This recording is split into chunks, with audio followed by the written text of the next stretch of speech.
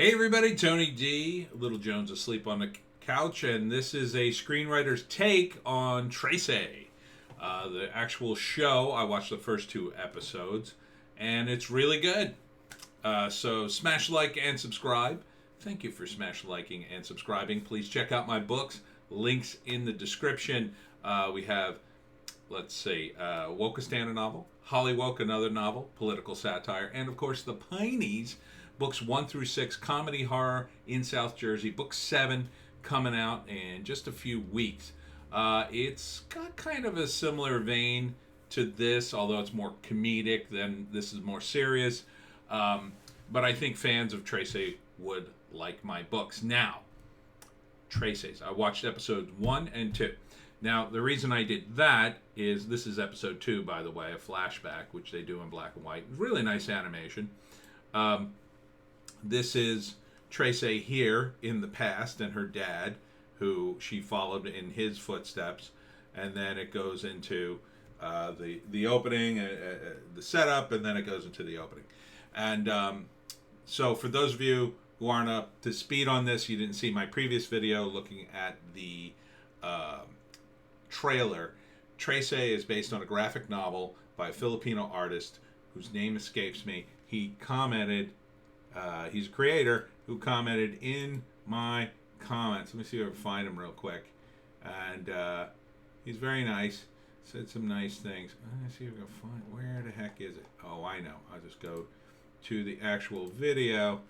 And there I am in the original video. And his comments are, yeah, here he is. I cannot say his name, though. I'm going to butcher this, but I'm going to try. Bitchute Tan is the creator. And he wrote, hey, Tony, thanks for the kind words about Trese. And yes, it's pronounced Trese. I'm not even sure I'm pronouncing it right.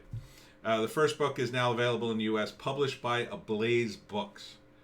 So good for you, my friend, and good for you on the comic being turned into a TV series, which is pretty compelling. Now, it's on Netflix, the first season. It's got half-hour episodes, and which is good for me because these days I can't binge anything too long.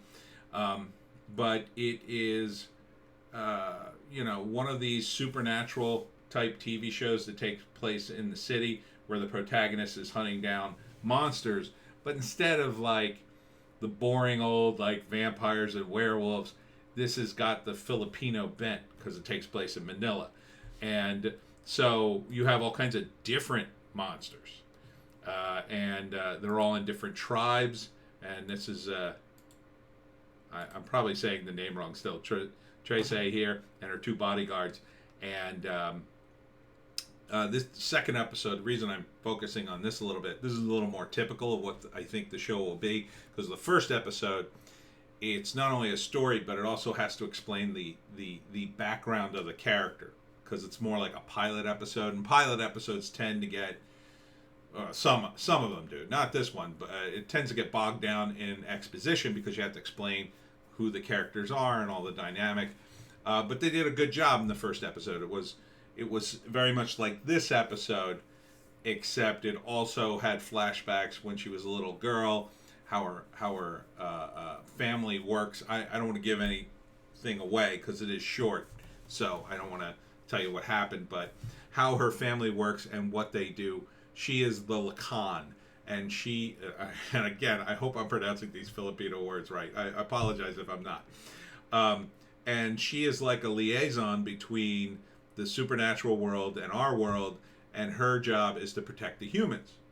And meanwhile, the monsters are running around doing all sorts of nefarious things.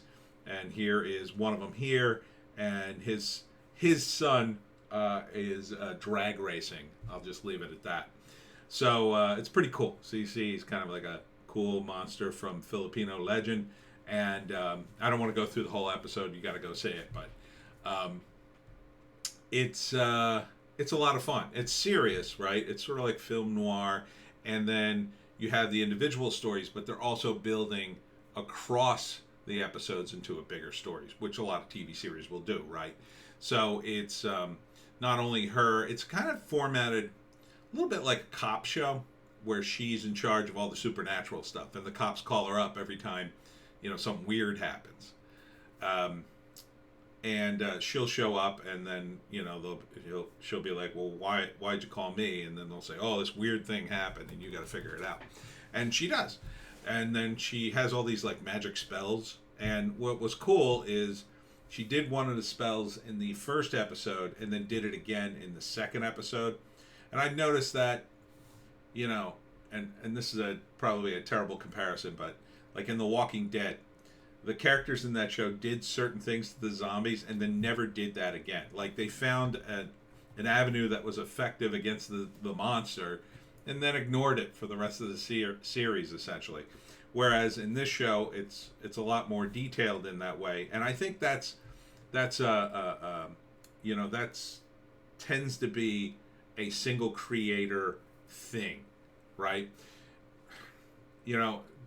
Granted, works like this are always collaborations, but when you're talking about the vision of the show, when you're talking about the creative drive and where it's going and how it plays out, you only want one guy to make that decision. Because when you have multiple people and they're not in tune with the original message, it gets muddied and people kind of start doing their own thing, and it can go off in weird directions. I think that's partly what happened to shows like The X-Files, especially The Sopranos, which again is a weird comparison, but the show in The Sopranos case started with a narrow focus and then kind of spread out to weird areas and then couldn't bring itself back together. Whereas this is nice and focused. And granted, I've only seen the first 2 episodes, but I can see, where he's going here. He's going with, she's like essentially witch cop. and I don't say that in a negative. That's like the sort of broad-based version I could sort of say to Americans, like that's kind of what it is. She's like a witch and she's like a cop at the same time. And that's really, summarizing it very, very broadly, but just trust me on those 2 words, I think would summarize it quickly for the American audience. But she also is negotiating between these various monster tribes, and you can see that something's coming. Something bigger's building across the episodes, that you're going to see a payoff down the road, a season down the road, because it's like the Lacan is the sort of barrier between the supernatural and the human world, and they're pushing back against her very hard for some reason, which will be revealed in the show. And it's very engaging. It's got a lot of city stuff. She's got these 2 bodyguards who are kind of fun. They got to do more in this episode. The first episode, they're just kind of there doing their thing. And in this episode, we see a little more about them. We haven't been told what they are, because they clearly have powers of their own. But it's interesting. It's a really interesting show. I'm, again, not familiar with any of the monsters, but, the show gives you enough of a context that you can kind of feel the dynamic of everything. Where, you're and I'm probably still saying it wrong, Trese is, she has to balance all these things, and it's about harmony too. And there's a little bit in the first episode about like, how people of her ilk back in the day were connected to nature, and people were more, attuned to that kind of thing. But now, you've got the city and everybody's all consumed with stuff. So this is a nice blend of the city stuff with that kind of nature's witchcraft kind of thing, if you know what I'm saying. And it blends very nice. And it's got a bit of a film noir. And it's a little bit bloody, but I don't think it's too dark. I mean, it's pretty dark in places, but it hasn't gotten, I think when shows get too dark, it can be a problem. But so far this is a nice balance, and I like where the show's going. I'm going to watch more episodes. I'll probably watch the whole season eventually. It's nice for me because they're nice, like I said, nice tight half-hour episodes. And it's not just the monsters are all evil or anything. They're a mix of different things. So yeah, so this is on Netflix right now. Check it out. I think you'd be happy you did if you like this kind of genre stuff. It's really fun how it all works and seeing the world unfold. These two guys, this is her father's bodyguards, and they had their own deal, which I also won't give away. But that was surprising too. It was like, oh, hey, he had different bodyguards. Yeah, and definitely watch them in order because the first episode's always very important. It's laying down all the basics, and then this is building upon that. So I'm excited to see the rest of it. So to my Filipino audience, thank you for tuning me into this. I mean, I know I stumbled upon the trailer myself, but your many sort of urgings, like, oh yeah, this is really good, definitely influenced me to see it, and I look forward to more episodes. And I'll see you later.